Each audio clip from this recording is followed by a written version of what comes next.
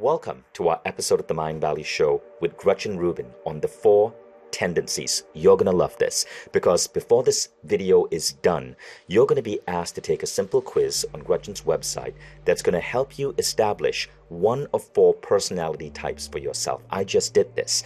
I'm what you would call a questioner. And when you understand your personality type, this is going to change the way you interact with other people, the way you show up at work. You're going to understand little nuances about yourself. But first, let me introduce Gretchen Rubin. Gretchen Rubin is one of today's most influential and thought-provoking observers of happiness and human nature. An acclaimed writer, she's known for her ability to distill and convey complex ideas with humor and clarity. She's written 9 books, and today we're going to be diving into ideas from the Four Tendencies, one of my favorite Gretchen Rubin books. Gretchen, welcome to Mind Valley. I'm so happy to be talking to you. So I did the quiz today. I'm a questioner, but before we get into that, I just want to say I found this quiz. It took me about maybe 7 minutes to do. I found it really intriguing, the questions that were asked, but also the insights that came from it. Tell us about the Four Tendencies, how you came up with this idea, and what our audience needs to know. Well, I realized in my study of habits that there were patterns that people fell into. Like certain people didn't like New Year's resolutions because they were arbitrary, or certain people were thinking, why is it that I can always keep my promises to other people, but I can't keep my promises to myself? That's me. And some people are saying, why do people always tell me that I ask too many questions? Why is it that I never want to do anything that somebody tells me to do? And I realized that there was a way to understand these patterns until we could really set ourselves up for success or help other people find more success by understanding themselves better. So the basic idea, from what I understand, has to do with your commitments to yourself and your commitments to other people. I would use the word expectations because we might say, oh, I'm very committed to doing it, but it's about how do you respond when somebody expects something from you or when you expect something from yourself. I noticed that my children have completely different ways they deal with expectations. Yes. And I noticed the same thing about myself. So I am better at keeping a promise to someone else, with helping someone else with their health, with their wellness, than I am with my own. So I've been trying to commit to learning Estonian as a language. I keep failing my commitment. Well, then you sound like an obliger because that is the definition of an obliger. An obliger is somebody who is able to meet their commitments to other people but has trouble keeping their promises to themselves. But as I did the test, I fell into questioner. But let's go further. Let's talk about the Four Tendencies, and let's invite the audience here to take that test for themselves and figure out where they might fall. But before we go into the test, why is it important to know this? If you know this, you can set yourself up for success. You can meet your aims for yourself, and you can also understand why you have conflict with other people or why you're just baffled by what they do or what they don't do, because it's very hard for us to understand how people just see the world in a different way from the way that we see it. So I keep thinking, I can do this, why can't you do it? Or I think, oh, you can do this, what's my problem? What's wrong with me? Where in fact, you just need to set things up differently because maybe you need outer accountability and someone else resists outer accountability. There's no right, there's no wrong. It's just whatever works for you. You know, when I read your book, what I began to realize is that even on the Mind Valley platform, the way we motivate people to live up to their personal growth promises, their health and wellness challenges, has to be taking into account some of these four tendencies. I'm sure it does. So let's start with the first personality type. So what this is looking at is how you respond to expectations, outer expectations like a work deadline, and inner expectations like my own desire to keep a New Year's resolution. An upholder is someone who readily meets both outer and inner expectations. They meet the work deadline, they keep the New Year's resolution without much fuss. They want to know what other people expect from them, but their expectations for themselves are just as important. So their motto is, discipline is my freedom. So is this like the best type? Is there a best type? There is not a best type. But this type, upholder, sounds pretty damn good. But every tendency has upsides and downsides. And as an upholder, I can tell you the downsides are rigidity. We get something in our mind and we want to execute it. It's hard to be flexible. It's harder to handle ambiguity. It's not clear what success looks like. Upholders can be judgmental because they don't understand why other people struggle with things that come fairly easy to upholders. So they can have tightening where the rules from themselves get tighter and tighter. So they're sort of trapped in their own bureaucracy. So each tendency has strengths and weaknesses. the people who are the happiest, healthiest, most productive, and most creative, it's not a matter of tendency. It's a matter of, do you know yourself? And have you put yourself in a context where you can thrive and do your best rather than trying to jam yourself into someone else's model? Okay, so the first personality type is the upholder. What about the second? Second is questioner. Questioners question all expectations. They'll do something if they think it makes sense. So they resist anything arbitrary, inefficient, unjustified. They're always asking why. They're often told that they ask too many questions. They tend to love to customize. They tend to love research. So if something meets their inner standard, they will do it no problem. If it fails their inner standard, they will push back. So their motto is, I'll comply if you convince me why. This sounds like me, and this is what the quiz said I was. Okay. So when I was a teenager, I just had the hardest time accepting the religious beliefs of my family. By the time I was 19, I told my dad I'm no longer a Hindu. I do not want to embrace religion in this way because I couldn't understand all the rules and the rituals and the traditions that everyone else was forcing me to do. Does that sound like questioner behavior? Yes, because questioners are like, if I don't understand why, I just can't get on board. And so, and I'm sure you see in, that when people understand why they're being told or suggested to do something, then they follow through. If it doesn't make sense to them, they won't do it. So what is the downside of questioner? Questioners can drain and overwhelm people with their constant questioning. Sometimes they ask too many questions. If I'm a thin-skinned boss or like a teacher, I might say, your questions mean you're questioning my judgment or my authority. You don't feel like a team player. Sometimes they get analysis paralysis. This is when they love research so much that it's hard for them to move forward or make a decision because they just, what bike should I buy? I could research that for the next year.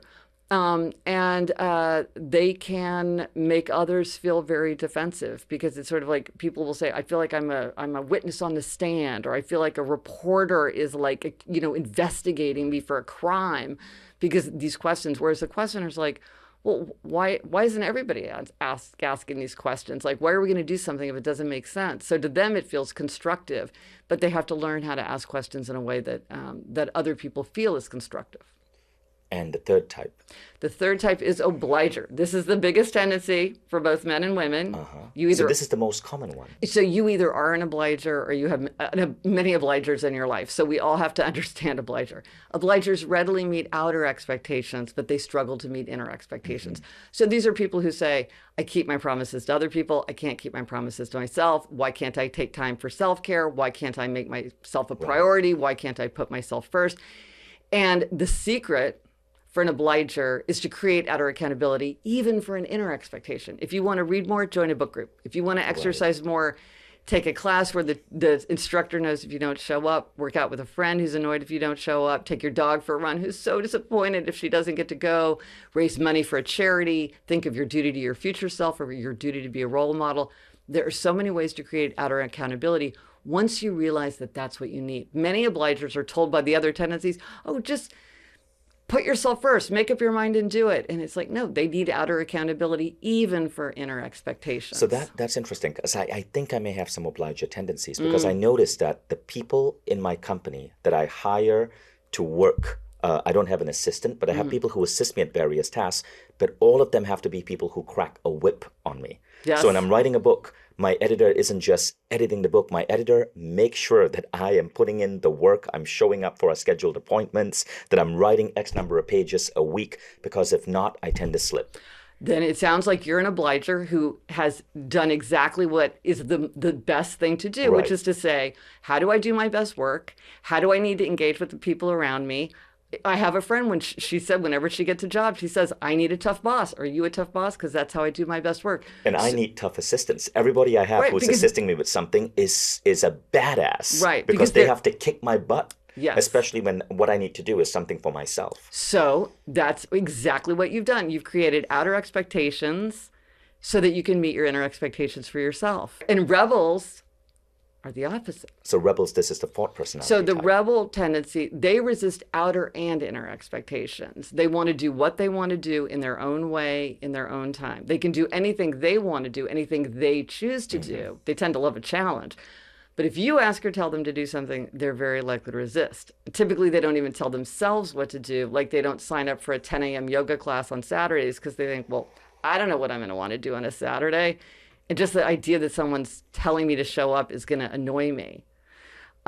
So their motto is, you can't make me and neither can I. So what's the downside of being a rebel? Well, it can be very difficult for other people to live in or work with somebody who, if you ask or tell them to do something, is they're very likely to resist. And also rebels can get frustrated with themselves because like a rebel said to me, I decided I was going to give up bread. And the next day I ate an entire loaf of sourdough because nobody tells me what to do, not even me. And so they have to use the rebel tendency. So for you, outer accountability works great. You have all these people who are holding you accountable. A rebel can't do that because the minute somebody holds them accountable, they'll start to push back. So they do things like thinking about their identity. I'm a creative person. I'm a leader. I'm a responsible boss. I'm an environmentalist. I'm an animal lover. I'm a poet.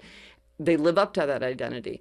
Or you can point out information, consequences, choice. And here's the information. Here's what's going to happen if you do it or don't do it. Up to you. But you can see how if you don't know your tendency or you don't know someone else's tendency, you might pick the wrong way to engage with them. Absolutely. So let's say I'm an editor. If I'm working with an obliger, I need this chapter by this month, and I'm going to be disappointed if I don't get it, and you're going to mess up my schedule, and I'm looking for it, and when is it coming? If it's a rebel, it's like, I know you've got the chops to write this book. I can't wait to see the book you're going to write because I know how much you have to tell the world. So, if you get it to me give it to me by December, we can get this thing published in a year. Right. But if I don't get it till January, well, I got another book slotted in. It's going to be a lot longer wait. Up to you. I love that. Okay, Yeah. so that's the obliger and the rebel. What Right. about the questioner and the upholder? How would a book publisher deal with a writer who was in that personality type? So with a questioner, it's why. It'd be like, this is the schedule and this is why. Because if you say something like, I need it by Friday, and I'm like, Right. hey, listen, I know you're not going to read it till Monday. But if you're like, I need it by Friday because I'm going on a long flight. And if I have it with me, I'll read it on the flight and I can get you edits back right away. It's like, well, that makes sense. You've given me a reason. I'm willing to do what you ask. Upholders tend to be like, okay, fine, just whatever. Like, tell me, how high, and I'll do it. Sometimes to a fault, right? So maybe they should say like, well, why are you telling me Monday if Friday works just as well? So upholders need to Okay, learn. I'm definitely not an upholder. Okay, well, But I'm an now, upholder. I'm beginning to see that my publishers at Penguin Random House know exactly what they're doing. Because without knowing my personality type, they use all four of what you said to get me to release my books on time. They're not taking any chances. Right. Right. Well, and that's the thing is if you're trying to deal with a lot of people, you want to think about, well, how do I push all these buttons or be prepared for all these different types? So if you're running a team, if you're leading a Right. team and you don't know the personality types of the people in your team, I mean, you may kind of suspect, but you don't know for sure. Right. Let's say you're the owner of a 10 or 20 or 100 person Yes. company. How do you communicate? Let's say there's an important deadline, there's an important project. How would you communicate that to hit as many personality types as possible? So you want to be very clear, first of all. You want to provide reasons, but you don't want to exhaust everybody with a reason. So like, let's say you want everybody to start using a new software program. You might have a meeting where you explain to everybody briefly, this is the reason that we're doing it, and this is why it's important that you do it. And then you might say, if you have further questions, I'm happy to stay here and explain more. If you feel like you've heard enough, feel free to return to your desk. Because why am I going to drain everybody? Because I'm like, look, you're the boss. You're telling me what to do. I don't care. Like, that's not my problem. It's your problem to figure out the software. But the questioner is like, if I don't think it's a good idea to change, I'm not going to change. And then you've got a company running on two softwares. For an obliger, it has to be clear. There is, like, they often do better with deadlines, and they definitely do better with a sense that others are going to notice. So you would never say to an obliger something like, hey, listen, when you've got some downtime, would you do XYZ thing? Because we're going to make this software change. It's like, that's never going to happen. So upholders are probably the easiest employees, right? In a way, the most professional. Well, but they can be very rigid. And so it depends on what kind of work you have. Because if you're, like, let's say you're a rebel boss and you're like, I'm getting a great idea and we're going to change everything. But they're probably the ones who will complain about change. Oh, things are always changing. Well, they're going to have more difficulty with that because upholders tend to want to execute on a plan, and there's a lot of Right, upside to right. that. But if you're in a place where, hey, we need You need flexibility. we need lots of flexibility, and we need people who can just like turn on a dime, I get like have that. an upheaval in a schedule, a lot of unpredictability, that can be very hard. Also, if you're doing anything where it's not like upholders also are often very concerned about what the rules are. In some professions, they want you to be very kind of And open. and with questioners, I'm guessing you really have to give them the reason Yes. for this strategy, the reason for this tactic. Yes. And now with obligers, I'm guessing that's also a very easy group of people to lead. I've had many people say to me, "How do I screen? I only want to hire obligers." Well, that's good. I've been a really good. I'm probably I have very good obliger tendencies. Yeah, yeah.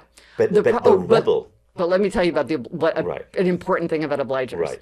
Sometimes obligers have obliger rebellion. Tell me if you've ever experienced this.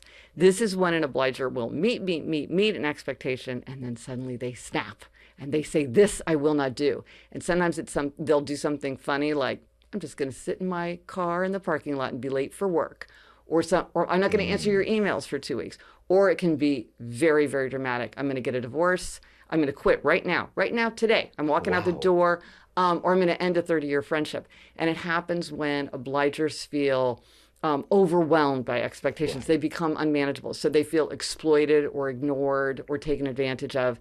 And so the Obliger Rebellion kind of blows up the situation to protect the obliger. And so it is meant to be protective. That's the reason that it happens. But it sometimes can have very, very dramatic consequences and kind of negative reputational consequences. Because I'm like, "Hey, listen, I asked you if you wanted to be on this committee and you said yes. So I don't understand now why you're so mad at me. Like, what's the problem here?" Because unless I understand obligers, I don't understand the immense pressure that you feel Yes. like you're under. You're like, "You asked me to do it. Of course I said yes. But like, why am I on 9 committees and everybody else is on 2 committees?" It's like, I need to look at that situation Yeah. and say, I don't want my most valuable employee walking out the door because of obliger Now, also rebellion. just a caveat here, right? But I'm guessing that people don't necessarily fall cleanly into a box. One can They be. pretty much do. They pretty much do. Because Well- I feel like I'm between obliger and questioner. Probably what you are then, from the way you're describing yourself, is you're probably a very, very curious and analytical obliger. So I think you're you very could be right. interested in things. But what this looks at is, why do you do what you do? And when you don't do something, what gets you to do it? Right. And the thing about an obliger is, for a questioner, what gets them to do it is explanations, reasons. That will get them to do it. You're saying, knowing that someone's holding me accountable, depending on me, enforcing deadlines, looking for my product, that's what makes you do it. Right. Now Whereas let's for- go on to rebels. Yes. So rebels, I'm guessing, are some of the toughest employees to lead. Well, it depends on what you want, because rebels are unstoppable. There's enormous power in the rebel tendency. They tend to be great entrepreneurs because then they're making the rules and doing things their own way. They're often really good at sales. They're very good at places where there's a lot of variation. Like somebody was a restaurant manager, so she was on the road every day. Every day was different. People were different. Nobody was looking over her shoulder. As long as she excelled at what she did, she kind of like set her own way. Some rebels are very attracted to the military, the clergy, the police, and corporations with high regulation. These rebels kind of take their energy from resisting and pushing back. And if you look a lot, those organizations sort of know how to manage that kind of personality type. But I will say that in general, it is the most different from the other 3, and it can be sort of the hardest to manage, I think, because people don't really understand it. So they often are like interfering with the rebel. If I keep coming at you with deadlines and micromanaging and watching over you, instead of finding that helpful, you're actually igniting the spirit of resistance in me. So you're slowing things down. So this is so fascinating. It also makes me realize that there is no one accurate leadership style. No. If you're running a company. Oh, no. But just like you have But what is surrounded your yourself. advice? What is your advice to CEOs, to founders, to entrepreneurs who are running teams, and these teams have these different personality styles? How do we motivate and keep everything healthy? Well, the first thing to do is to avoid the obvious tendency, which is to favor your tendency, because of course you understand your tendency the best. The way people behave makes the most sense to you. You can predict it the best, but you don't want to overload your team with any one of the tendencies, because you're going to, it's like any kind of diversity. You want people having different views, different strengths, different weaknesses. And so they're bringing different perspectives. So as an upholder, I love working with upholders. But I know if I'm surrounded by upholders, we'll just reinforce each other's traits. We won't have that depth and that complexity that we need. So first is to know yourself and to make sure that you're not just favoring other people who see the world the way you do. You get a bunch of questioners in a room, they'll never make a decision because they're like, but did you think about this? Well, what about that? Right. So I realized I'm going to have some of the 10 to 20 people I work most closest with take the quiz. Yes. And share with me their types so that we can better work together. So I love this work. This work is incredible. Now, those of you watching right now, you've heard about the 4 personality types. There is the obliger, which is the most common. There's the rebel, there's the upholder, and there's the questioner. Where do you think you fit in? And if you don't know yet, or if you have a clue, take the quiz, and the quiz will help you narrow it down. Where can they take the quiz, Gretchen? GretchenRubin.com/quiz, and you can take the quiz there. It's free. Amazing. Well, thank you, Gretchen. I'll see you in the next episode.